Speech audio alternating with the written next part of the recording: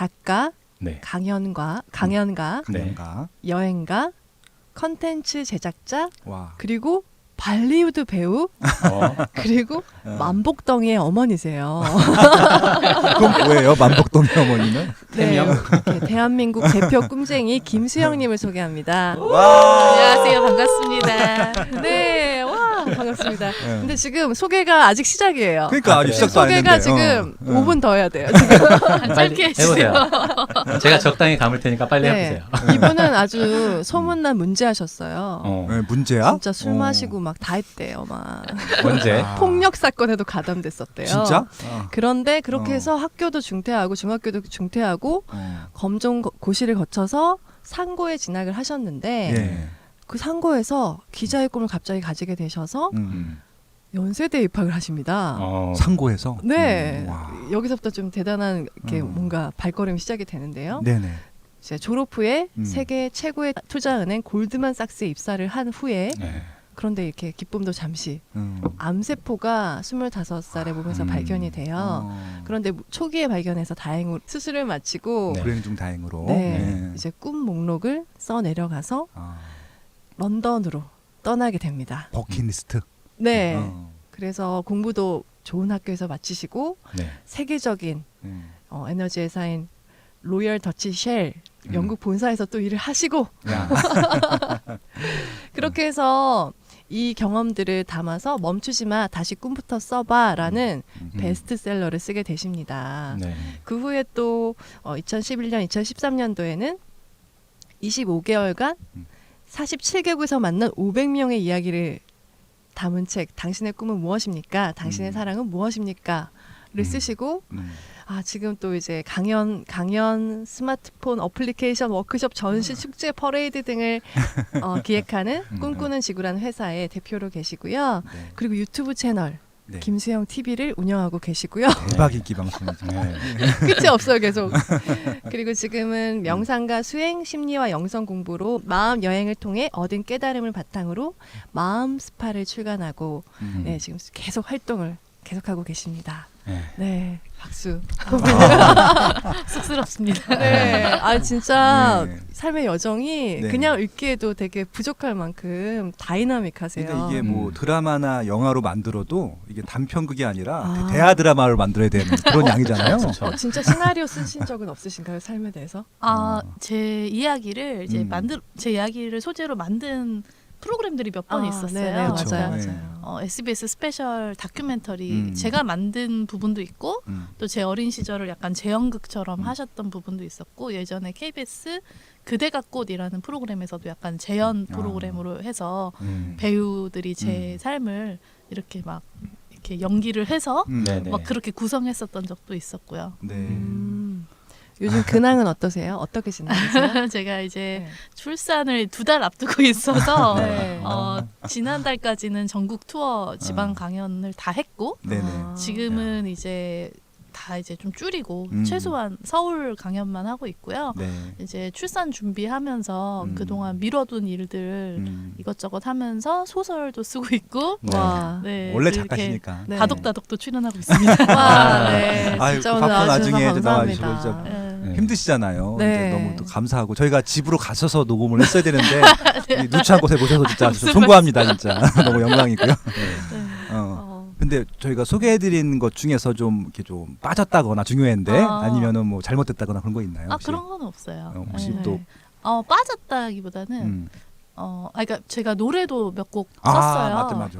노래도 쓰고 작곡자이시기도 네. 하시고요. 음원 수입도 있으세요. 작사 작곡을 뭐 음원 수익은 없어요. 왜냐면 저는 유튜브에 그냥 공개를 해버렸기 때문에 그렇구나. 네, 노래를 3곡을 썼고 네. 또 동화책도 썼습니다. 맞아요. 네. 맞아요. 네, 꿈을 요리하는 마법 카페라고. 네. 네네. 예. 해외 수출도 하셨잖아요. 인도네시아. 야. 네. 제 책들이 이것뿐만 아니라 이제 여러 권이 그러니까요. 뭐 중국, 대만, 태국에 다 출간이 돼 있었어요. 이게 모든 작가들을 꿈꾸시는 분들이 이제 국내 출간도 희망을 하시지만 네. 작가가 되신 분들은 해외 출간이 진짜 꿈 중에 꿈이거든요. 이미 네. 꿈을 다 이루신 거예요. 네. 요즘에는 유튜브 활동 굉장히 예. 열심히 하시던데 네. 어떠세요? 재밌어요. 굉장히 재밌고 네. 특히 이제 해외나 지방에 계신 분들한테 고맙다는 얘기를 굉장히 많이 듣고 저도 이제 평소에 제가 지금 거의 10년 동안 사람들한테 고민 상담 요청을 네. 받아왔거든요. 네네. 그런데 이제 그런 거를 이렇게 일일이 답변해주기가 현실적으로 힘들었던 부분들이 있었는데 그런 거를 생각을 정리를 해서 다양한 주제로 지금 영상을 열심히 올리고 있어요. 아기를 낳고 난 후에도 그나마 이렇게 좀 그 유튜브는 계속 네네. 편하게 유튜브는 계속 할 수 있을 것 같고 네. 제가 지금 밀려있는 영상이 70개가 있어요. 올리려고 준비 중인. 네, 출산 휴가 이미 다 동안에? 찍어놨는데 아. 이미 찍어놨는데 저희 그렇구나. 편집자가 너무 바빠서 아. 저희 편집자의 스케줄에 맞춰서 지금 올리고 있다 보니까 그렇구나. 예. 블로그 보면 네. 이렇게 예고를 하세요. 며칠 날 올라갑니다. 이렇게 한참 남아있던 70개가 남아있다는 거죠. 네. 그런 것들이. 야. 요즘에는 유튜브에 대한 관심이 굉장히 네, 큰데요. 그런 편집자분이랑 커뮤니케이션이나 그런 네. 굉장히 오래전부터 하셨더라고요, 아, 유튜브를. 네네네. 네. 김수영 TV 이전에도 하셨었고. 네. 그 편집자를 구하는 게 처음에 되게 힘들었는데 결론은 성실한 사람이면 이게 기술적인 부분은 익히면 되겠더라고요. 그래서 원래 저랑 같이 일했던 친구한테 그냥 네가 영상 편집을 배워라 해서 그 친구가 혼자서 되게 열심히 공부를 네. 해서 이게 실력이 일치월장해서 아. 지금의 단계에 이르렀습니다. 그렇구나. 네. 네. 지금 거의 4만 명 돼가죠. 예. 다 보셨어요? 저희 관심 많아서 이것저것 네. 챙겨봤어요. 네. 어제는 김수영님이 왜 예뻐졌는가. 그거 그 이렇게 영상. 그 영상을 1번, 조회수 2번, 높죠. 3번이 있더라고요. 1번이 뭐예요? 근데 김수영 진짜로- TV에서 보시면 돼요. 네. 근데 저도 봤어요. 궁금해서.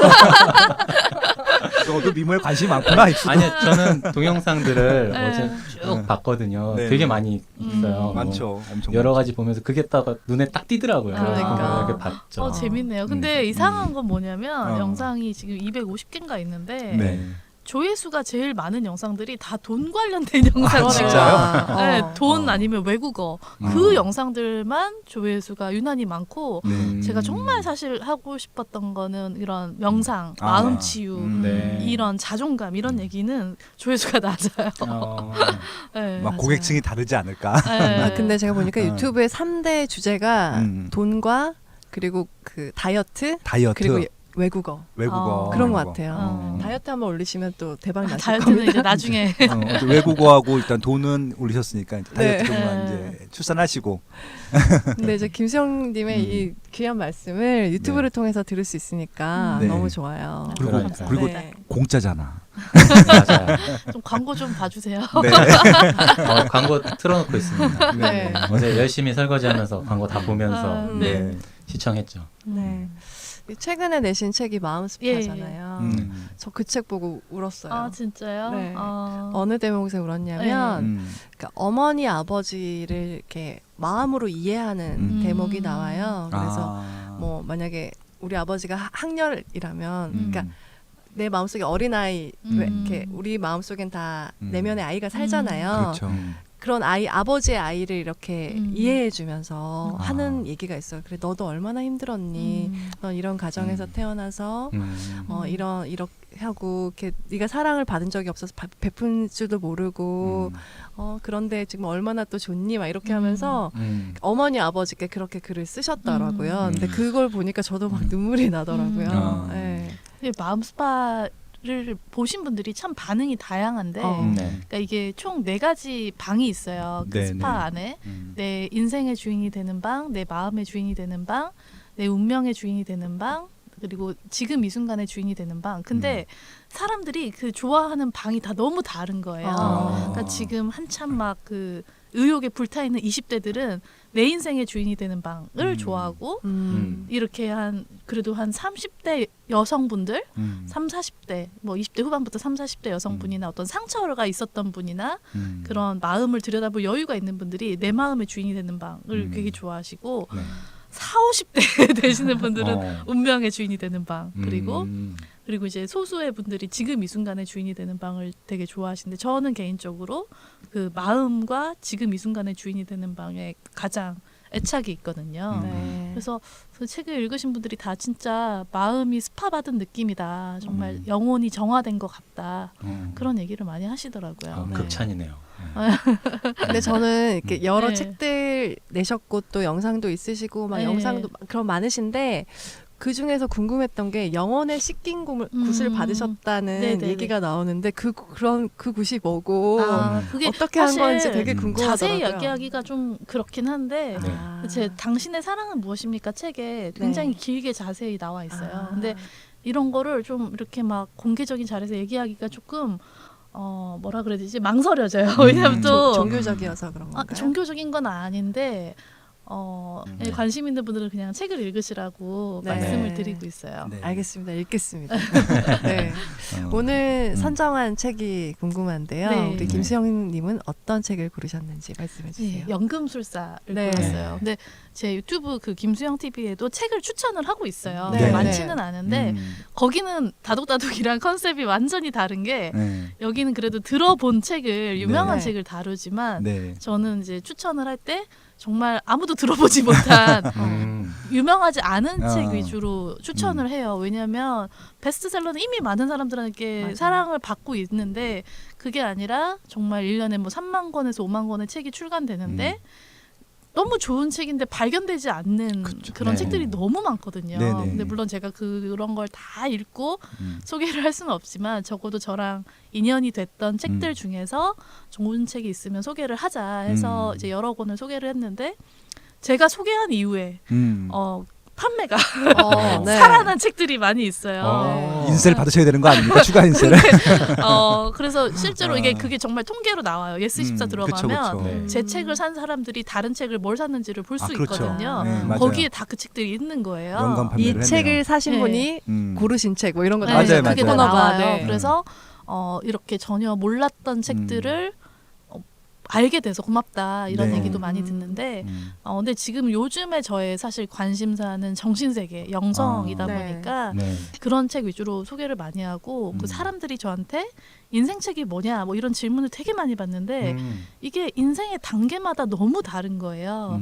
제가 10대 때는 그런 막 좌절을 딛고 성공한 여성들의 자서전 네. 이런 게 너무 좋았었고 20대 초반에는 여행책, 여행책. 네, 뭐 한비아 씨 책이라든지 한비아 씨 책. 아니면은 그럼 도서관 가서 맨날 그 백과사전 카탈로그 같이 전 세계 소수민족들의 뭐 삶을 다룬 사진집 같은 것들을 되게 많이 봤거든요. 네네. 그래서 약간 문화인류학적인 책들을 많이 봤고 20대 후반에는 자기계발서를 되게 많이 봤었고 30대 들어서 굉장히 다양하게 봤는데 한동안 또 막 경제 재테크 또 열심히 보다가 지난 몇 년 동안은 네. 이제 정신세계, 영성 이쪽으로만 보고 있거든요. 그래서 이거를 내가 지금 좋아하는 책을 저 사람이 좋아할 것 같지는 않은 거예요. 그래서 네. 그러네. 예. 특정 한 권을 선택해서 추천한다는 게 너무 어려운데 맞아요. 어쨌든 이번에 이제 다독다독을 출연하면서 사람들이 다 알만한 책 중에서 그래도 좀 추천할 게 뭐가 있을까 생각했는데 연금술사가 생각이 나는 게 사실 이 책을 20대 초반에 읽었을 때는 그냥 아름다운 이야기다. 네네. 그리고 저는 어떻게 그때 이해를 했냐면 결국 행복이라는 거는 내 주변에 있는 거다. 네. 그냥 그 정도 수준으로 제가 20대 초반에 이해를 하고 끝냈어요. 그리고 저에게 있어서 오랜 시간 최고의 소설은 100년의 고독이었거든요. 네. 지금도 저에게 최고의 소설이지만 그걸 제가 지금은 아직은 설명할 수 있는 레벨이 안 돼요. 근데 네. 이 연금술사는 최근에 이제 잊고 있었다가 이 다른 팟캐스트 얘기도 되죠. 그럼요. 저희는 제 친구가 서울대는 어떻게 공부하는가라는 팟캐스트를 하는데 네네. 원래는 공부법 이야기로 시작했다가 지금은 책 읽어주는 팟캐스트예요. 근데 그 팟캐스트에서 연금술사를 읽어줬는데 네. 그걸 들으면서 이게 이런 책이었구나. 근데 정말 미쳤다는 말밖에 안 나오는 거예요. 막 소름이 확 끼치고 이 예전에는 몰랐던 그 의미들을 다 이제 알아듣게 되니까 이거는 인간이 쓴 책이 아니다. 이거는 분명히 파울로 코엘료가 채널링을 받아서 썼을 것이다. 그런 생각이 들 정도예요. 그래서 네네. 실제로 그 기사를 보니까 파울로 코엘료가 이거를 2주 만에 썼대요. 네. 이 책은 이미 내 영혼에 쓰여져 있었다라고 인터뷰를 한 기사가 있더라고요. 그래서 그 파울로 코엘료의 다른 책들도 되게 인상 깊게 본 게 있는데 예. 11분하고 알레프를 굉장히 인상 깊게 봤어요. 이제 11분은 이제 성에 관한 네. 이야기예요. 어떻게 남녀가 사랑을 통해서 영혼의 어떤 성장, 합의를 이루어가는 그런 얘기고 알레프는 소설이라기보다는 이제 실화를 바탕으로 쓴 글이에요. 그래서 네네. 파울로 쿠엘료 본인이 음. 그 시베리아 횡단 열차를 타고 가는 과정에서 네. 그 어떤 터키 여자와의 이야기가 풀어져 나가는데 이 파울로 쿠엘료가 전생을 왔다 갔다 하세요. 그러니까 이분이 전생에 그 마녀 사냥을 했던 분이신 거예요. 그리고 아. 그 터키 여자가 자기가 죽였던 여자 중에 한 명이고 실제로 자기가 죽였던 여자 몇 명을 이번 생에서 네. 만나셨다고 해요. 그래서 야. 제가 그래서 느낀 거예요. 아, 이 사람이 그냥 일반 사람은 아니다. 이 사람이야말로 진짜 살아있는 마법사가 아닐까. 네, 왜냐하면 거기에도 막 의식이 있어요. 막 불의 고리가 나오고 그 막 왔다 갔다 하면서 전생과 이생을 막 왔다 갔다 하시는 그런 얘기가 나오거든요. 네. 그래서 아, 이 사람은 정말 평범한 사람은 절대 아니다. 그런 거를 깨닫게 됐죠. 오늘 또 검색을 해보니까 그래도 트위터는 하시더라고요. 트위터를 하는 마법사. 현대 문물에 적응하고. 왜 이렇게 유명하신 분은 또 동시대에 살아가고 있는 게 신기하잖아요, 항상. 그렇죠. 네. 7시간 전에도 트위터를 하셨더라고요. 뭐라고 했던가요? 뭐라고? 네. 아, 근데 그런 생각도 했어요. 이분이 이걸 썼을 때 나이가 41살인가? 네. 그쵸. 근데 저가 지금 38살이거든요. 그래서 네. 과연 나는 41살에 저런 작품을 쓸 수 있을 것인가? 나이 밝혀도 돼요? 아, 괜찮아요. 방송에서 이미 밝히셨어요. 예, 그래서 네네. 그 정도로 경외심이 드는 아. 정말 대단한 작품이다라는 네. 걸 알게 돼서 덕분에 이번에 이제 이 팟캐스트 준비하면서 2번을 다시 읽었습니다. 네. 와, 갑자기 와. 이 책 읽은 저희가 막 뿌듯해지는 거 있잖아요. 네. 뭔가 대단한 책이구나. 성스러운 하면서. 책이네요. 사실 저는 이 책을 이번에 처음 봤는데 아까 그 말씀하신 20대 때 느꼈던 네. 그 감성 수준만 지금 어. 느낌을 받았거든요. 그래서 그 다음에 무엇을 느끼셨는지 굉장히 할 기대되고 얘기가 궁금됩니다. 많습니다. 네, 네. 네. 그럼 들어가 볼까요? 네. 어디서부터 얘기를 할까요? 줄거리를 얘기해야 되나요? 아니면 줄거리 담당이 있는데 줄거리 아. 담당 한번 불러보실까요? 줄거리 담당은 네. 사실 보통 평소에 제가 줄거리를 담당하는데요. 네네네. 오늘은 뭐 수영님이 네, 하셔도 되고 오늘은 수영님께 제가 바톤을 네. 넘기겠습니다. 근데 이게 스포일러 네, 괜찮습니다. 포함해도 되나요? 저희는 네. 스포일러 위주 방송입니다. 아, 그래요? 스포 포함. 왜냐면 저희는 책을 읽은 것처럼 해드려야 되기 때문에 그러니까 소설이라서 네. 맞아요. 결론까지 다 얘기를 해도 예, 되겠죠. 좋습니다. 네. 네. 이제 주인공은 스페인의 양치기인 산티아고. 산티아고. 네. 산티아고가 꿈에서 자기가 이집트의 피라미드에서 보물을 발견하는 그런 꿈을 꾸게 됩니다. 그래서 집시에게 가서 꿈 해몽을 들으러 갔더니 너는 정말 이집트에 가게 된다 이렇게 얘기를 듣게 되고요. 그 멜키세덱이라는 살렘의 왕에게 자아의 신화라는 이야기를 듣게 돼요. 그래서 이제 그분으로부터 어떤 영감을 받아서 자기의 양을 팔아서 전 재산을 털어서 이제 배를 타고 아프리카로 건너가죠. 그래서 모로코의 탕헤르라는 데를 가는데 네. 도착하자마자 이제 도둑질을 당해서 네. 도둑질 이렇게 하여튼 속임수에 네. 넘어가서 전 재산을 다 잃고 이제 크리스탈 가게에 가서 일을 하게 돼요. 그래서 네. 거기서 이제 장사를 잘 해가지고 돈을 벌어서 이제 드디어 그 돈으로 원래는 다시 돌아가서 양을 사고 양치기가 되려고 했지만 결국 그 우주에 쓰여진 대로 네. 자아의 신화를 찾아서 떠나서 사하라 사막을 건너게 됩니다. 그래서 네. 그 대상의 일행에 합류하고 이제 영국인 여행가를 만나서 연금술사 얘기도 듣게 되고요. 네. 오아시스에서 파티마라는 여자를 만나서 사랑에 또 빠지게 되는데 오아시스를 찾아오는 어떤 그 적들의 존재를 표지를 보게 돼요. 그래서 맞아요. 그 이야기를 부족장에게 하게 되고 그 결과 다시 또 그 말을 받게 됩니다. 그리고 연금술사, 진짜 연금술사를 만나게 됩니다. 그래서 연금술사랑 같이 사막을 여행을 하다가 교전 지역을 가게 돼요. 거기 네. 군인들에게 끌려가서 네. 그 말을 다 또 다시 뺏기고 자신이 이제 연금술사이고 자기를 바람으로 변하게 할 수 있다는 걸 증명해야 되는 상황이 됩니다. 그래서 그 상황에서 그의 마음이 사막과 대화를 나누고 바람과 그리고 태양과 대화를 나누고 절대 고요 속에 자신을 이렇게 내맡긴 순간 정말 그런 기적을 이뤄내는 거죠. 그래서 네. 그렇게 해서 이제 피라미드에 도착을 하게 돼서 보물을 찾았는데 보물은 없었고 이제 다른 병사들에게 두들겨 맞게 되는데 그 병사가 그러는 거예요. 나도 꿈에서 어떤 스페인의 어느 교회에 보물이 있는 거를 봤다. 그렇지만 이거는 말도 안 되는 꿈이다. 뭐 이런 얘기를 듣고 다시 그 스페인 자기가 있었던 그 동네에 교회에 가서 보물을 찾게 된다라는 네. 얘기죠. 네, 아. 맞아요. 이게 잘 요약을 네. 했나요? 네. 아, 정말 야, 잘하셨는데요. 네. 야, 최고의 요약이었던 것 같습니다. 네. 제가 안 하길 잘했네요. 요약도 어렵더라고요. 아, 그죠? 아니 그냥 있는 그대로. 음. 네. 뒤에 가서도 그 바람하고 얘기하고 막 할 때는 이게 또 음. 판타지로 가나 막 이런 생각도 네. 좀 아, 들고. 네, 그 저는 부분이 제일 하이라이트였잖아요. 그런 장면들이 네. 정말 예전에는 몰랐는데 그게 네. 다 100% 너무 공감이 갔어요. 어, 네. 제가 네. 경험했던 것들이기 때문에 아. 네. 어떤 느낌이죠? 그 경험이? 그거를 그러니까 하나씩 얘기를 네. 해볼까요? 네. 우선 자아의 신화부터. 네. 자애시나 네. 우리 드리머님께서 제일 궁금해하시는 너무 네. 궁금합니다. 네. 그게 뭐 이제 자아의 신화라는 멋있는 표현을 썼는데 어떻게 보면 꿈, 자아 실현인 거죠. 어떻게 보면. 근데 거기에 대해서 너무나 아름답게 정말 표현을 해주셨어요. 그래서 이게 어떻게 보면 항상 이루기를 소망해온 그것, 누구나 이제 사람들에게 주어지는 미션인데 그거야말로 사람들에게 우리 인생에서 주어진 유일한 의무인 거죠. 그리고 멜키세덱 그 살렘의 왕이 하는 말이 있어요. 여기서 그 유명한 문구가 나오는데 자아의 신화를 이루어내는 것이야말로 이 세상 모든 사람들에게 부과된 유일한 의무지. 세상 만물은 모두 한 가지라네. 자네가 무언가를 간절히 원할 때 온 우주는 자네의 소망이 실현되도록 도와준다네. 이렇게 얘기를 하고요. 네. 근데 많은 사람들이 사실은 그렇게 자아의 신화를 추구하지 못하고 살아가잖아요. 네. 여기서도 마찬가지로 뭐 그렇지 못하는 사람들을 팝콘 장수 얘기도 잠깐 나오고 네. 그 크리스탈 가게, 주인. 네, 그 네. 크리스탈 그릇 가게 주인 역시도 음. 메카에 가겠다는 꿈이 있지만 네.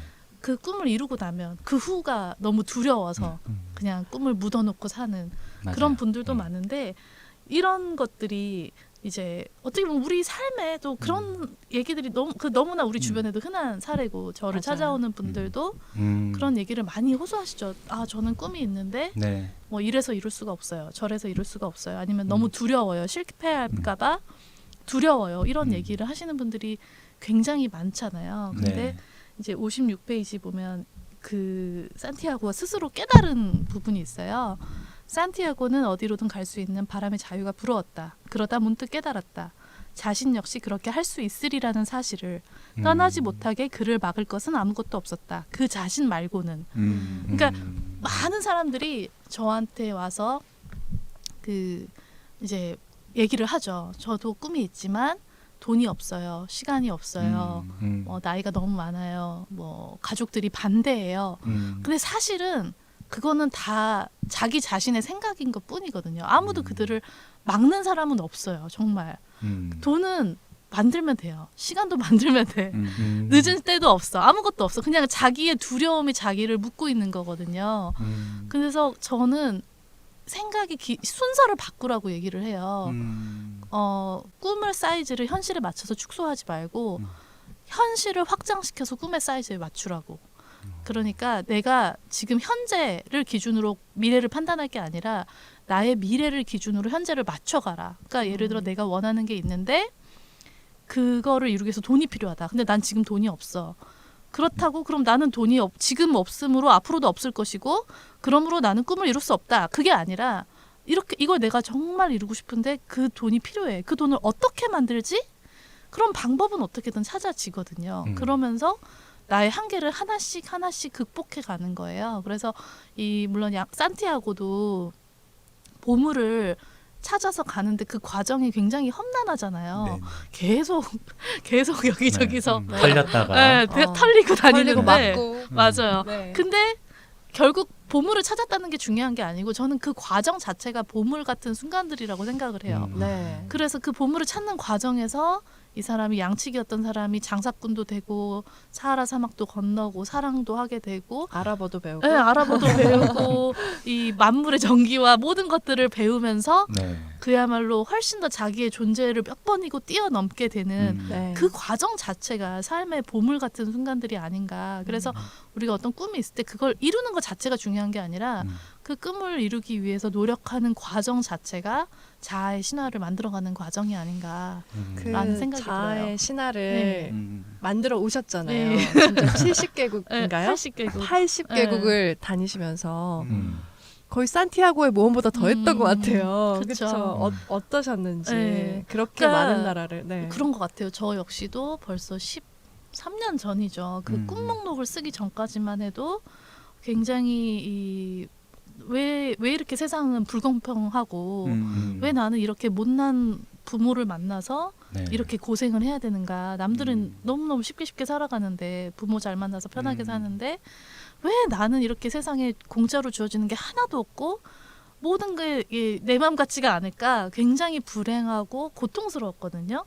근데 그 꿈 목록을 썼을 때 어떻게 보면 지금 생각해 보면 정말 허황된 망상 같은 목록이었어요. 왜냐하면 25살에 반지하 단칸방에 살고 가진 거라고는 빚밖에 없고 이 나만 바라보는 부모와 온갖 사고를 치는 형제들과 뭐 회사도 물론 좋은 데를 갖다 쳐도 거기서는 당시에 정말 저는 그 안에서 너무나 작고 초라한 정말 일도 못하는 신입사원 뭐 아무것도 아닌 존재였거든요. 근데 그랬던 제가 그 목록을 썼을 때는 내가 전 세계를 돌아다니면서 뭐 이런 일도 해보고 돈도 많이 벌어서 부모님 집도 사드리고 킬리만자로 오르고 에베레스트를 오르고 책을 쓰고 강연을 하고 발리우드 영화에 출연하고 그게 너무나 누군가가 봤으면 비웃었을 만한 허황된 목록이었지만 저는 더 이상 잃을 게 없었기 때문에 도전을 했고 그게 다 현실이 됐거든요. 네. 물론 그 과정에서 좋은 일만 있었던 건 아니고 많은 정말 일들이 있었지만 정말 그 과정에서 저라는 존재는 정말 제가 생각했던 것보다 훨씬 더 큰 사람이 됐던 것 같아요. 그리고 그 꿈들은 생각보다 훨씬 더 빨리 더 많이 이루어졌어요. 생각보다 어렵지 않았었어요. 해보니까 막상 그 도전하기 직전에 그 용기를 갖는 게 힘들지 막상 해보면 쉬운 것도 있고 어려운 것도 있고 오래 걸리는 것도 있고 뭐 금방 되는 것도 있고 다양했지만 불가능한 건 없었던 것 같아요. 그리고 나서 깨달은 게 뭐냐면 그 많은 거를 다 이제 하고 나서 뭐 중요한 건 내가 뭐 정말 발리우드 영화에 출연했고 뭐 에베레스트를 올랐고 킬리만자로를 올랐던 게 중요한 게 아니라 그 수많은 산들을 넘고 나서 보니까 이 산을 즐기는 걸 알게 된 거예요. 그러니까 그 10몇 년 동안에 분명히 그 꿈을 이루는 과정에서 스트레스도 많이 받았죠. 내가 빨리 이걸 이루고 싶은데 왜 이게 내 마음대로 안 되지? 뭐 그런 것 때문에 힘들어도 했지만 그때는 어떻게 보면 내가 산의 정상만 바라보면서 너무나 고통스럽게 막 너무 몸이 정복해야 힘든데 되는. 이거를 어떻게든 왜 올라가야 되는지는 모르지만 아무튼 올라가야 돼 무조건 네. 올라야만 해. 근데 지금 이걸 다 돌고 나서 보니까 뭐 정상을 오르는 게 중요한 게 아니고 그냥 산을 오르는 그 자체가 좋은 거죠. 그래서 내가 지금 이 순간에 내 앞에 있는 아름다운 풍경과 그 향기로운 꽃과 신선한 바람과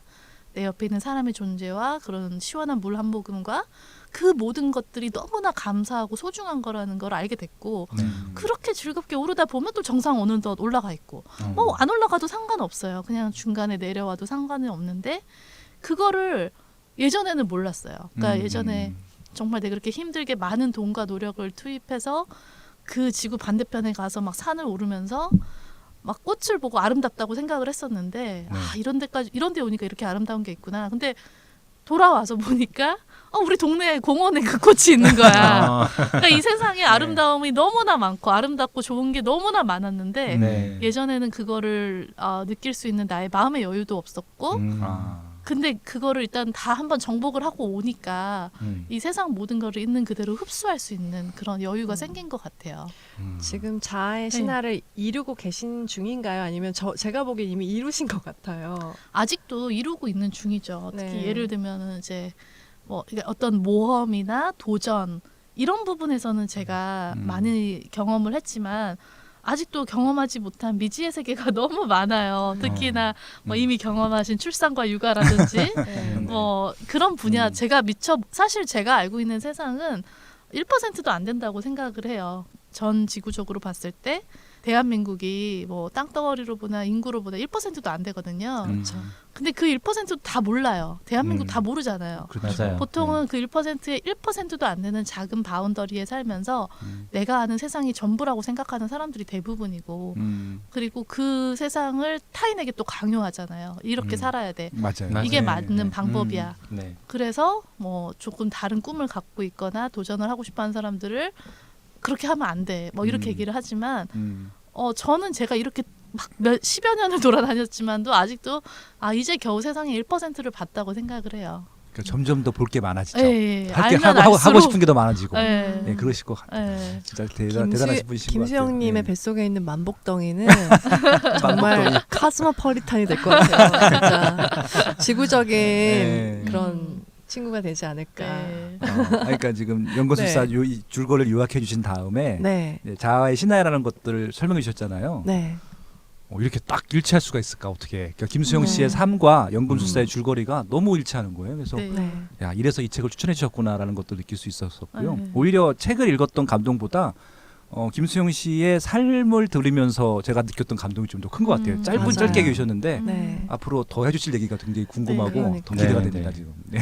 양을 버려야 되는 것 같아요. 일단 그렇죠. 내가 갖고 있는 내가 가장 것들. 익숙한 거. 그러니까 제가 영국에서 회사 다닐 때 저희 상사가 늘 그런 얘기를 했어요. 내 꿈은 호주에 가서 사는 거다. 그럼 호주 가서 살면 되잖아. 네. 근데 모기지가 30년짜리 모기지가 있어서 그거 부동산 얘기 나왔습니다. 그냥 팔고 가면 되는데 이미 한번 이게 이제 내가 매여 있다고 생각하고 맞아요, 맞아요. 네. 도전을 못 하는 거죠. 근데 대부분의 사람들이 그래요. 대부분의 음. 사람들이 사실은 잃을 게 별로 없어. 음. 근데 그 얼마 안 되는 거에 그거를 잃을까봐 굉장히 두려워하거든요. 맞아요, 맞아요. 근데 네. 막상 떠나 보면 음. 알게 될 거예요. 내가 얼마나 많은 그 보물들이 도처에서 나를 기다리고 있었는지. 그래서 그 212페이지라고 네. 인간은 이게 아닌가? 인간의 마음은 정작 가장 큰 꿈들이 이루어지는 걸 맞아. 두려워해. 네. 그렇죠.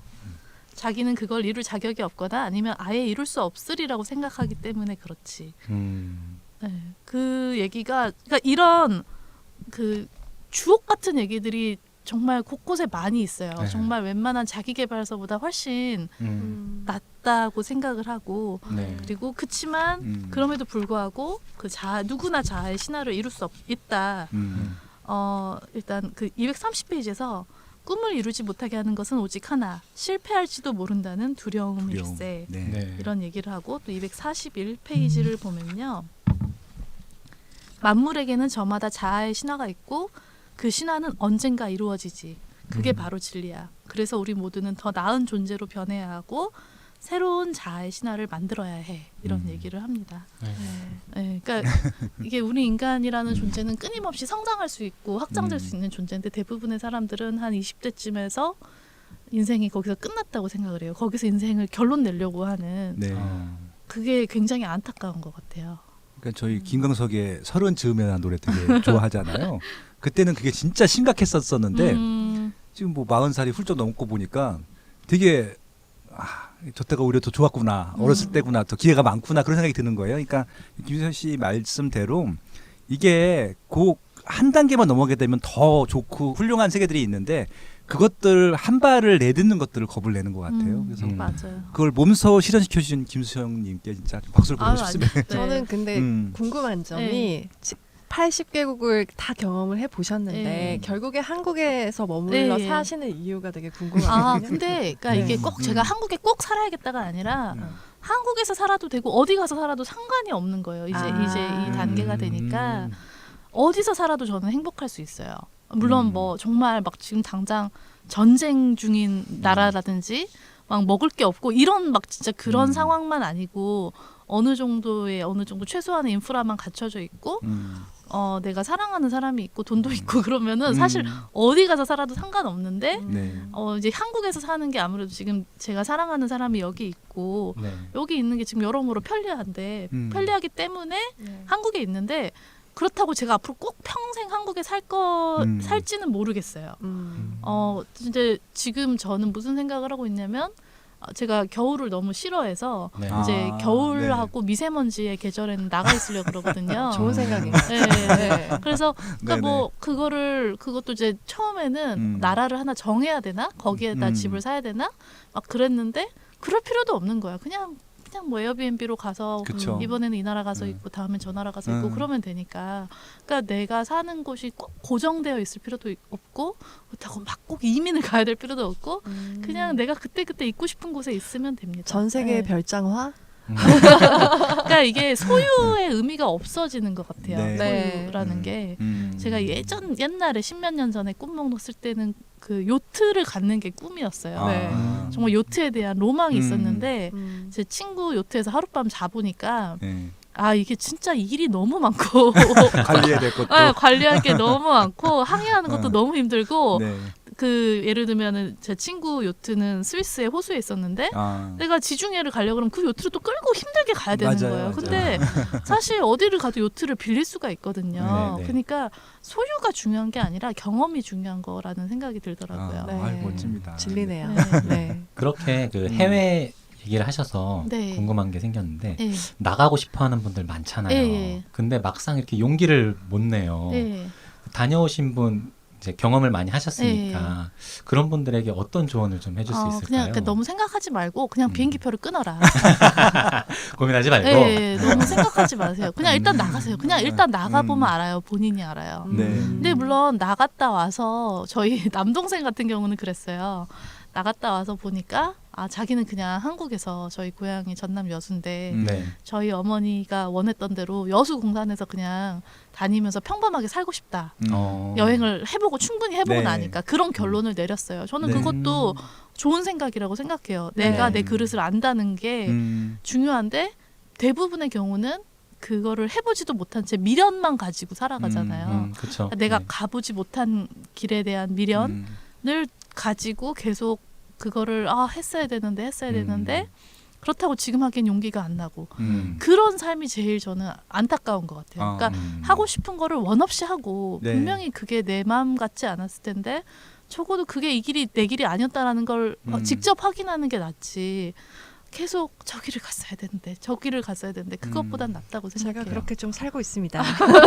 어떻게 그러니까 막 뉴욕에 친구랑 만났었어요. 음. 그래서 네가 그렇게 그래픽 할 수 있는 정도면 뉴욕에서 얼마든지 생활할 수 있다. 그때 정말 솔로였고 뭐 아무것도 이렇게 뭔가 저에게 딸린 식구도 없었고 가면 됐었는데 자유영혼이었는데. 그 지금의 벌이를 버리지 못하고 아. 그놈의 벌이를 버리지 못하고 입금의 유혹을 그래서 못하고. 지금 굉장히 근데 네. 이렇게 그림을 그리시잖아요. 네네. 그러면 사실 어디에 있어도 상관없어요. 네. 아무도 막는 사람이 없고 그 디지털 노마드 하시는 분들 중에 이렇게 디자이너처럼 네네. 뭐 디자인이 됐든 번역이 됐든 이런 컴퓨터로 할 수 있는 모든 일은 디지털 노마드로 할 수 있습니다. 그렇죠. 네. 그러니까 내가 있는 곳에 뭐 이렇게 구속될 필요가 없는 것 같아요. 수영님이 미세먼지와 그 추위를 피해 가실 때 저도 좀 따라가 봐야 되겠습니다. 공포했던 나라가 있을까요? 저는 이제 주로 동남아, 동남아? 네, 동남아나 따뜻한 태양이 뜨거운 나라를 좋아합니다. 잘 어울리세요. 네, 야. 저한테는 그쪽이 맞더라고요. 이렇게 막 갑자기 이게 딴 얘기 계속 들어가도 되나요? 아니 이렇게 막 홈페이지 보니까 나라별로 화보를 찍으셨더라고요. 네네네. 그 모습도 너무 즐거웠고 보면서 네. 네네. 정말 이게 어려운 게 아니에요. 왜냐하면 네. 사진을 찍고 싶어하는 분들이 너무 많기 때문에 돈이 드는 것도 아니고 그냥 화장만 좀 예쁘게 하고 이제 보정만 좀 돈을 줘서 포토샵을 좀 하고 네. 그러니까 네. 사실 방법을 찾아보면 생각보다 너무나 많은 기회들이 네. 쉽게 주변에 있다는 거를 알게 됩니다. 네, 우리 네. 로사가 보정 전문입니다. 아 그런가요? 연락 주세요. 네. 연금술사 얘기를 어떻게 네, 네, 계속 들어가죠. 할까요? 네. 제가 이제 뭐 여러 가지를 생각을 했는데 네. 그 중에서 이제 사랑 얘기를 또 하자면 그렇죠. 네. 사랑 네. 얘기가 나오죠. 저는 이모스에도. 여기서 음. 그 사랑이야말로 우주의 언어이자 만물의 언어이고 와, 연금술이라고 생각해요. 연금 네. 사랑 그 자체가 어떻게 음. 보면 사랑 이꼴 연금술 이꼴 만물의 전기 우주의 언어 만물의 언어가 아닌가. 네. 그 제가 이제 최근에 영성 관련된 책을 네. 많이 읽었다고 했잖아요. 네네. 결국은 신 이꼴 사랑이라는 결론이 되게 많아요. 신 네. 꼴 사랑. 네. 그러니까 그러니까 정말 뭐 임사 체험이라든지 아니면은 어떤 그런 영혼의 세계를 보는 사람들은 정말 결국은 그 영혼의 본질, 에센스는 사랑이다.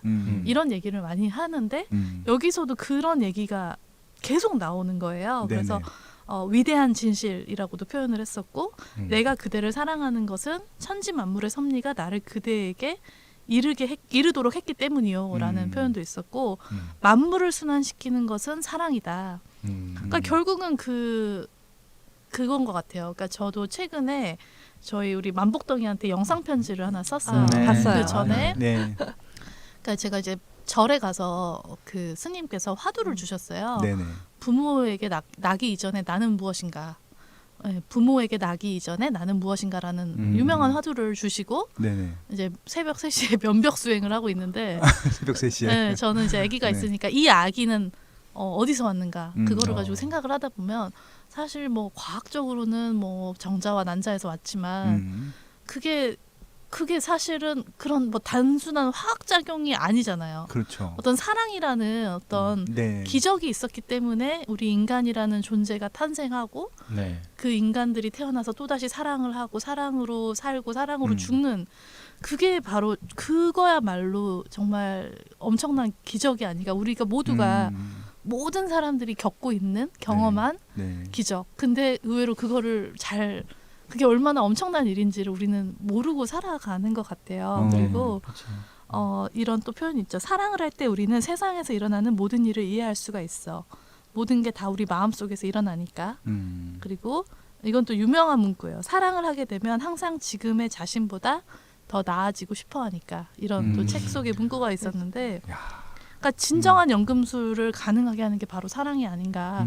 지금 그런- 너무 좋은 네. 내용인데 네. 솔로들의 눈물이 지금 들리고 있어요. 아니요. 이게 꼭 남녀간의 사랑을 얘기하는 건 그런 건 아닙니다. 아니에요. 예, 만물에 네. 대한 사랑. 그렇죠, 그렇죠. 전 파티마의 눈빛이 생각이 나서 그래서 거기서 이제 연결해서 만물의 정기라는 또 표현이 계속 네네. 나오잖아요. 네. 그 만물의 정기에 대해서도 저는 체험한 게 있었어요. 그래서 일단 책의 문구를 얘기를 하면 모래의 알갱이 하나는 천지창조의 한순간이며 그것을 창조하기 위해 온 우주가 기다려온 억겁의 세월이 담겨 있다. 이런 표현이 213페이지에 있었고 내 안에는 바람과 사막, 태양, 별들 그리고 우주에서 창조된 만물이 존재하고 있어. 237페이지. 네네. 네. 그리고 이제 만물의 정기란 신의 정기의 일부이며 신의 정기가 곧 자신의 영혼임을 깨달았다라는 내용이 있는데 힌두교에서도 그렇게 얘기를 해요. 신이라는 존재는 하늘에도 있지만 내 마음에도 있다. 그렇죠. 그리고 불교도 그렇잖아요. 불교도 내가 깨달으면 곧 부처다. 부처다. 그러니까 내가 곧 우주인 거예요. 어떻게 네. 보면. 네. 그러니까 저도 아까 이제 그 면벽 수행을 하면서 생각을 해보면 그래요. 우리가 아까 뭐 이제 정자와 난자에서 왔지만 네. 네. 그 정자와 난자를 제공해준 남편과 아내가 있을 거 아니에요. 그럼 그쵸. 또 그 사람들을 만든 그 부모들이 있고, 또 있고. 그 부모들 위에 또 다른 부모가 부모들이 있고. 예. 그렇게 다 따지고 보면은 이 인류에 살았던 모든 사람이 우리의 조상이고 네. 근데 그 인류가 어떻게 생존을 했는가 생각을 해보면 이 우주가 제공해준 그 정말 태양과 바람과 물과 흙이 만들어낸 온갖 동식물들이 있었기 때문에 네. 우리가 그걸 먹고 호흡하고 살았고 네. 그러면 생각을 해보면 이 네. 온 우주가 네. 나를 위해서 어떻게 보면 네. 나를 기다려왔고 네. 존재하고 있는 거잖아요. 네. 내가 없으면 우주도 없는 거고 사실. 네네. 그러니까 내가 곧 어떻게 보면 우주이고 만물의 정기인 거죠. 그러니까 제가 그거를 제 책에 당신의 꿈은 무엇입니까? 책에 예전에 네네. 쓴 적이 있어요. 네네. 179페이지에 네. 그때 이제 제가 인도에서 요가 아슈람에 있었는데 네. 거기서 이제 아침에 있었던 건데 제가 한번 읽어볼게요. 다음날 아침 나는 조용히 동틀 무렵에 해변을 홀로 산책하며 지금 이 순간에 집중해 보기로 했다. 지금 내 눈앞에 펼쳐진 것들과 내 오감을 자극하는 것들을 느껴보았다. 해변에 밀려오는 파도, 물기를 머금은 모래의 촉촉한 느낌, 신선한 바람, 대기에 가득한 산소, 그리고 태양이 떠오르자 나는 감동에 사로잡혔다. 매일 이렇게 해가 뜨고 바람은 파도를 만들어낸다. 태양은 우리에게 빛과 열기를 주어 모든 생물이 자랄 수 있게 해준다. 그렇게 모든 자연의 요소가 상호작용하며 공존하고 있다고 생각하니 지금 이 순간 나와 함께 존재하는 햇살이, 바람이, 파도가 그저 고마울 뿐이다. 이렇게 제가 이제 썼었던 적이 있었어요. 그리고 제가 이제 갈라파고스 여행을 하면서 네네. 그 이제 계속 스노클링을 하거든요. 네. 스노클링을 하면서 정말 너무 예쁜 물고기들이 많은데 물고기들하고 대화하는 법을 배우게 됐어요. 아, 진짜요? 어떻게 하는 거예요? 네, 마음으로 대화를 아, 나눌 수 마음으로? 있게 되니까 어. 그 후로 동물들과도 마음으로 대화를 나누고 꽃들한테도 너 참 예쁘구나 마음으로 얘기해주면 얘들이 더 예뻐지는 거야. 그리고 제인 구달.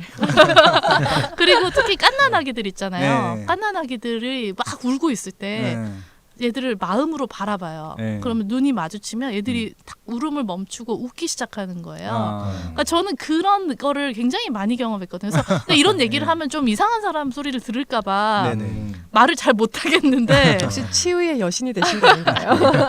근데 이제 그 만물의 전기 이제 거기서도 산티아고가 계속 사막하고 대화하고 바람하고 대화하고 네. 태양이랑 그렇죠, 대화를 그렇죠. 나누는 걸 네. 보면서 아 이게 정말 그게 너무 저는 마음이 와닿았던 것 같아요. 네. 와닿았고 그리고 제가 사랑책에도 이거를 썼었었는데 네. 한번 읽어볼게요. 그렇게 나는 매 순간 다른 모습으로 다른 사람들에게 다른 존재가 되었고 그렇게 삶의 수백만 순간들이 온몸의 세포 속에 알알이 박혀 지금의 내가 되었다.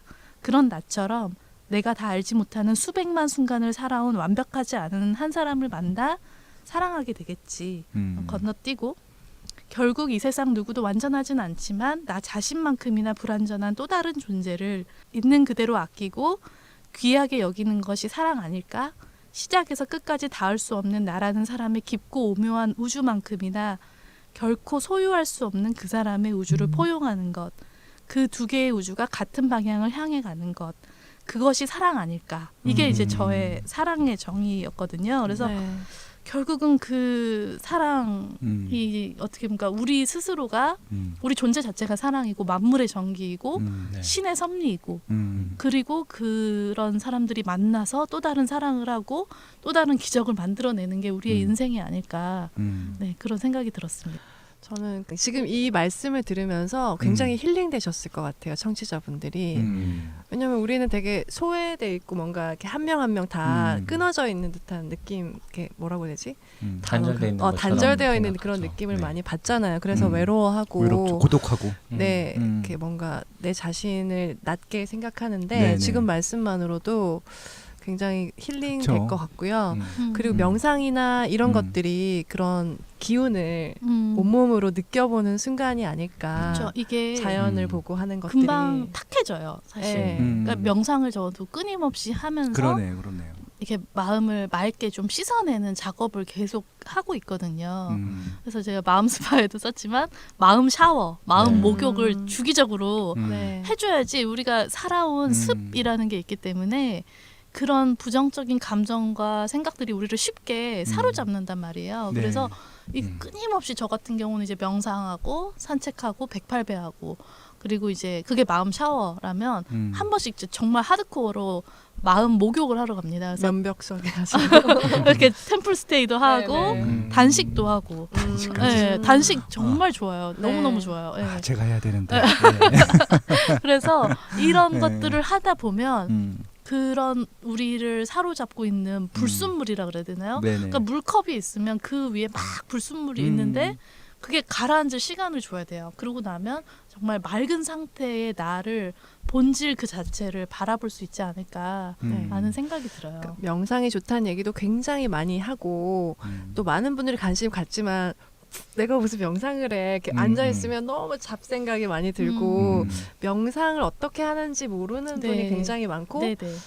이렇게 우리 수영님이 명상은 간단하게 이렇게 네. 한번 해보세요 한다면 어떻게 하는 게 아니 막 좋을까요? 처음부터 막 가부좌 틀고 그렇게 할 필요는 없어요. 그냥 이렇게 눈을 감고 그 유튜브에 명상 음악 굉장히 많거든요. 네네네. 그거를 들으면서 그냥 음악을 들어도 되고 명상 음악 그냥 음악에 마음을 맡겨도 되고 또 그런 명상 가이드가 있어요. 그래서 뭐 스님이 한 것도 있고 뭐 유튜브에 하시는 분도 있고 저도 제 채널에 이제 김수영의 108 감사 명상이라는 게 있는데 이것도 제가 절에서 며칠 동안 이렇게 수행을 하다가 갑자기 영감이 떠오른 거예요. 그래서 이 108배를 찾아서 들어보시면 아시겠지만 뭐뭐를 참여합니다. 뭐뭐를 참여합니다가 108번이 나와요. 아. 근데 참여하는 거 말고 감사하는 거를 108번 하면 어떨까라는 아이디어가 제가 좋네요, 떠올라서 좋네요. 네. 살면서 이게 제가 그러니까 정말 이 우주가 탄생했을 때부터 시작해서 지금 이 순간까지 감사한 걸 108번을 제가 적었어요. 아. 그거를 이게 좀 더 좋은 퀄리티로 전해드리고 싶어서 스튜디오까지 가서 제가 녹음을 해서 아. 네, 김수영의 108 감사 명상 이게 있거든요. 그래서 한 18분 정도 되는데 그것만 들어도 사람들이 정말 되게 많이 우시고 내 인생이 이렇게 아름답고 감사한 것들을 이제야 깨달았다 이렇게 말씀하는 분들도 많고 매일 밤에 이제 자기 전에 또는 아침에 일어나서 듣는 분도 많고 그걸 들으면서 108배를 하시는 분도 계세요. 그래서 그걸 저도 가끔 듣거든요. 그래서 네. 제가 녹음한 거지만 들을 때마다 새롭고 마음이 탁해질 때마다 저를 바로 잡아주는 그런 역할을 합니다. 네. 수영님은 오늘도 오늘 이번 주에 명상 하셨어요? 이번 주는 그저껜가 했던 것 같아요. 아, 네. 그러시구나. 네. 그러니까 매일 하려고 하는데 그러지는 못하고. 네. 근데 아, 확실히 느껴요. 이게 네. 한나라고 안 한나라고 그냥 에너지가 달라요. 아기를 위해서 아기랑 같이 하면 너무 좋을 것 같아요. 네. 그죠?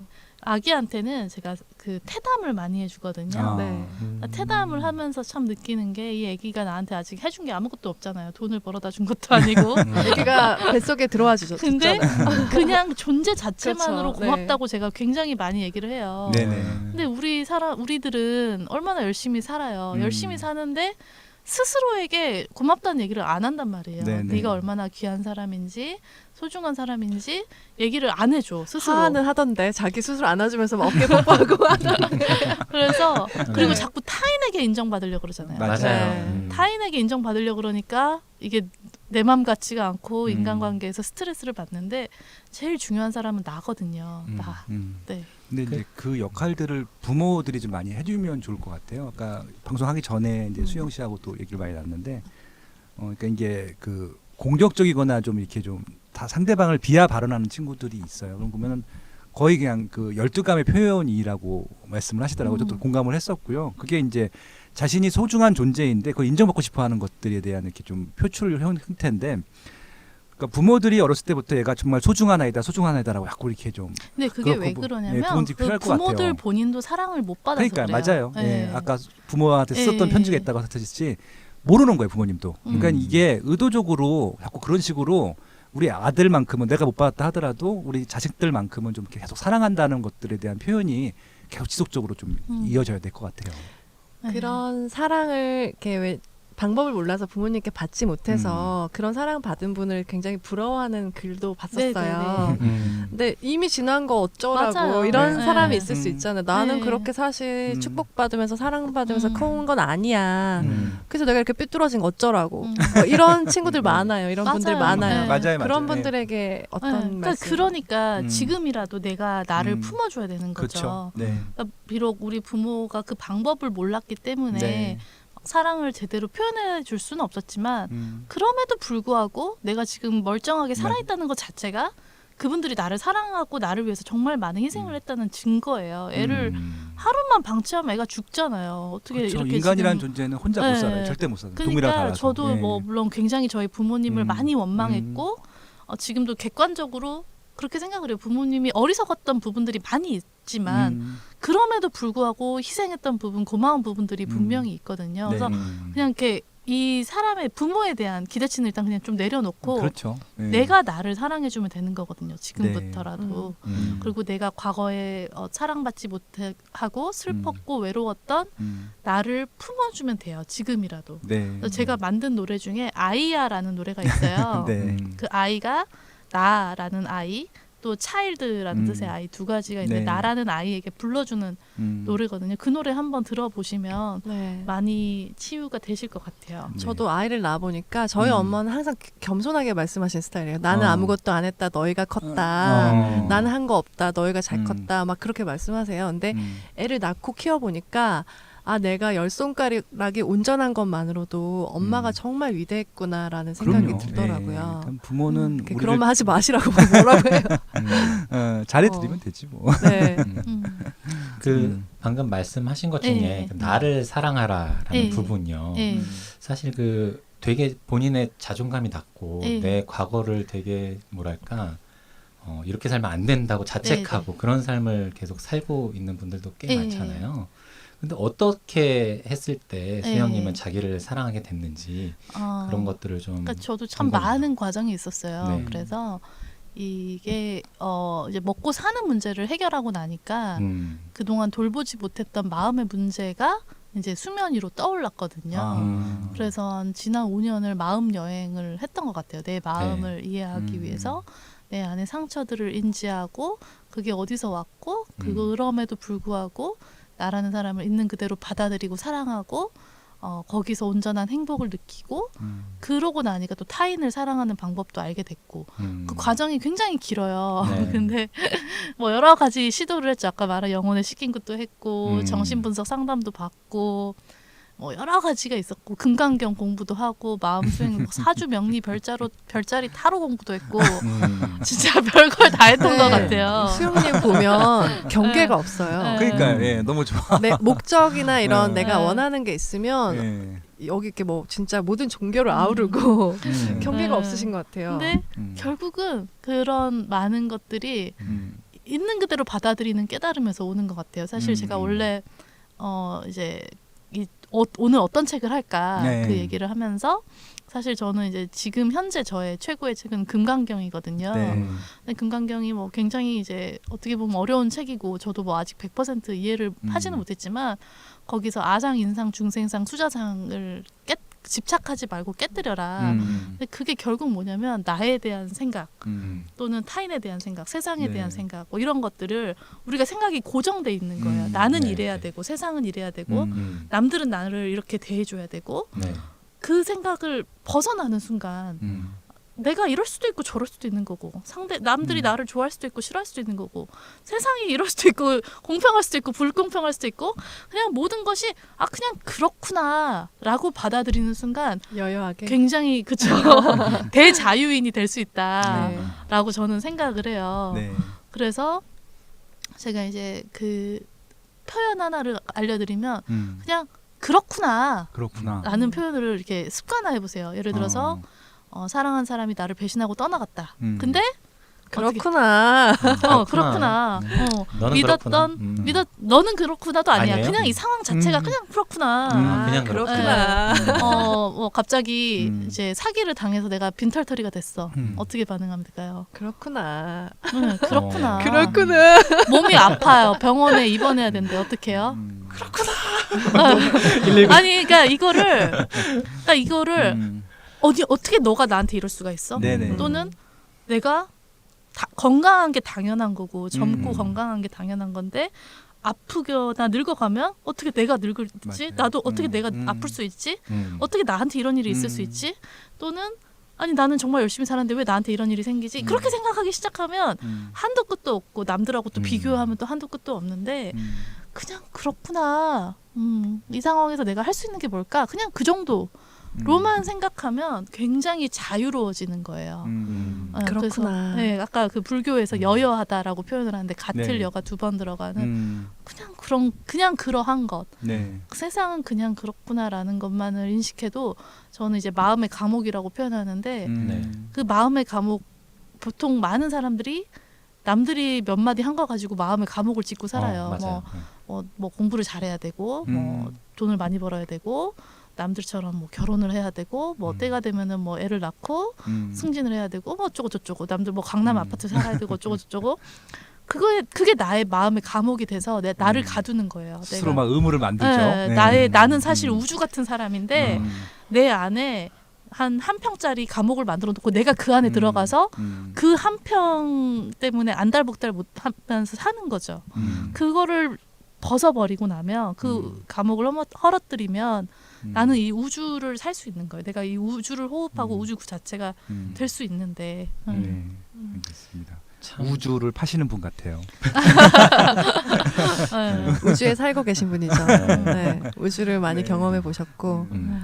갑자기 확 드는 생각이 네. 다독다독 참 잘했다. 정말. 이런 힐링 방송을 네. 그냥 바로 네. 직접적으로 들을 수 있다는 게 참 복이구나. 제가 지금 마음이 촉촉해졌어요. 네, 진짜. 다행이네요. 저도. 네. 우주 얘기하니까 마크2까지만 네. 좋아요, 얘기할게요. 좋아요. 그래서 네. 여기 마크2비라는 표현이 여러분 네. 기록 있잖아요. 그래서 네. 기록되어 있다. 네. 어차피 그렇게 될 일이다 이런 이제 뜻으로 나오는데 여기 이제 이런 표현이 있었어요. 이러한 두려움은 우리의 삶과 세상의 역사가 다 같이 신의 커다란 손에 기록되어 있다는 것을 이해하고 나면 단숨에 사라지는 거라고 이런 얘기를 하고 이제 에필로그에 파울로 쿠엘로도 뭐라고 썼냐면 마음 깊이 거부하는 것이야말로 받아들여야 할 것이었다. 그러니까 우리는 예를 들어서 유치원생이라고 할까? 뭐 그러니까 부모가 보기에 예를 들어서 어린애한테 양치질을 해야 돼. 그래야 너의 치아가 건강하게 뭐 80년을 이렇게 유지할 수 있어. 근데 애 입장에선 양치질하기 싫잖아요. 싫죠. 단 것만 네. 먹고 싶고 양치질하기 네. 싫죠. 애 그 유치원생의 어린아이의 기준에서 또 수준에서 좋고 싫음이라는 것은 큰 뜻에서의 좋고 싫음하고는 차원이 다른 거거든요. 근데 그렇죠. 우리 네. 대부분의 사람들은 지금 당장 일어나는 일들에 대해서 왜 나한테 이런 일이 일어날까? 나는 나 너무 싫어. 이거 하기 싫어. 막 이런 일이 일어나는데 그게 큰 우주적인 차원에서 보면 다 이유가 있어서 일어나는 것이고 우리가 겪고 있는 고통 또한 우리가 겪어야 할 이유가 있기 때문에 겪고 있는 거라고 저는 생각을 해요. 그래서 제가 이제 마음 스파 책에도 써서 이거를 한번 읽어드리려고 하는데 네. 소설이나 영화를 보면 복선이라는 것이 있습니다. 처음에 읽을 때는 별것 아닌 요소였는데 나중에 결정적인 장면이 되면 그때 그것이 이걸 암시하는 거였구나 하고 알게 되죠. 그래서 소설을 읽는 독자나 영화를 보는 관객이 복선을 인지하고 주인공을 향해 거기 넘어가면 안 돼. 그게 복선이라고 라고 외쳐도 주인공은 미련하게 겪어야 할 일을 모두 겪게 됩니다. 그리고 나중에서야 그 모든 정황을 깨닫게 되지요. 마찬가지로 우리 삶의 수많은 경험들도 먼 미래에 다가올 큰 일의 복선으로 존재하기도 합니다. 우리가 엉뚱한 방향으로 가고 있을 때 우주가 옆구리를 쿡 찔러서 알려주지만 우리의 인지 능력으로는 이를 쉽게 깨닫지 못하지요. 삶이 우리에게 주려고 하는 깨달음이 어른의 수준이라면 우리의 현재의 깨달음 수준은 유치원생 정도니까요. 그래서 어느 랍비는 우주는 너에게 롤스로이스를 주려고 하는데 너는 왜 마티즈를 달라고 기도하는가? 라고 말하기도 했습니다. 당신의 인생을 우주에 내맡기세요. 우주는 그리고 인생은 우리가 생각하는 것보다 훨씬 더 큰 계획을 갖고 있을지도 모르니까요. 상황이나 결과에 집착하지 않을수록 마음의 자유도 얻을 수 있습니다. 때로는 인생과 싸우지 말고 순응하며 받아들여 보세요. 애씀 없이 흐르다 보면 내가 원했던 것보다 훨씬 더 좋은 곳으로 도달해 있을지도 모릅니다. 와우. 네. 좋네요. 스파 되네요. 네. 제가 이거를 책을 쓰면서 예시를 썼는데 제가 20살 대학교 한 2학년 때 저희 여동생 때문에 너무 힘들었어요. 왜냐하면 여동생이 갑자기 수능 보고 나서 지가 갑자기 무슨 연극영화과를 가겠다고 서울에 네. 왔죠. 난리를 쳤어요. 그때 준비도 안 했었는데. 네. 어. 그리고 결국은 못 갔어요. 연극영화과를 못 가고 재수를 한다고 갑자기 또 서울에 올라와서 제가 그 조그마한 자취방을 살고 있는데 제 학교 도서관에 공부한다고 제 학생증을 가져가고 근데 또 공부도 안 하고 맨날 TV만 보고 있고 저는 얼마나 불편하겠어요. 그 조그만 방에 혼자 살다가 갑자기 일방적으로 통보하고 와가지고 살고 또 막 학생증도 없고 얼마나 불편한 게 많겠어요. 그리고 네. 결정적으로 얘가 공부를 안 하는 때 이걸 지켜보는 게 너무 화가 나는 거예요. 맞아요. 열심히라도 하면 네. 응원이라도 하지. 그래서 제가 걔를 쫓아 보냈어요. 그때 이제 물론 여러 번의 경고 끝에 정말 관계가 완전히 엉망진창이 됐었던 시간이 있었는데 결과적으로 동생이 수능을 봤는데 원래 전년도에 가려고 했던 학교를 가게 된 거예요.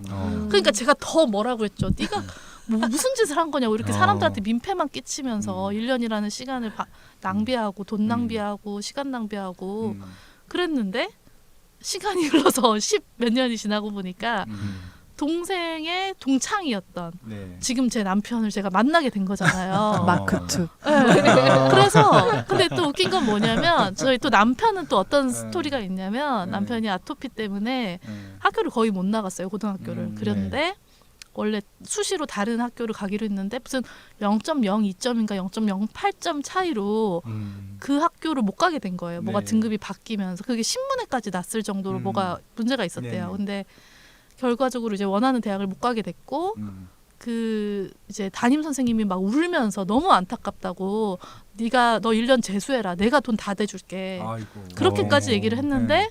이제 남편 입장에서는 그동안 아파서 학교를 못 나가고 혼자서만 생활했으니까 또 외롭게 재수하기가 싫었던 거예요. 그래서 막 그 선생님이 울면서 붙잡는데 이제 그냥 성적에 맞춰서 학교를 딱 갔는데 그러니까 그때 당시로서는 양쪽 다 너무나 힘든 상황이었잖아요. 근데 시간이 지나고 나서 보니까 그렇게 인연이 또 돼가지고 네. 제가 남편을 만난 거예요. 그래서 이 모든 것들이 세상의 그 삶의 모든 경험에는 이유가 있고 네. 그 우리가 지금은 깨닫지 못하는 그 큰 이유가 있구나. 네. 네, 그런 생각을 했습니다. 아, 네. 재밌다.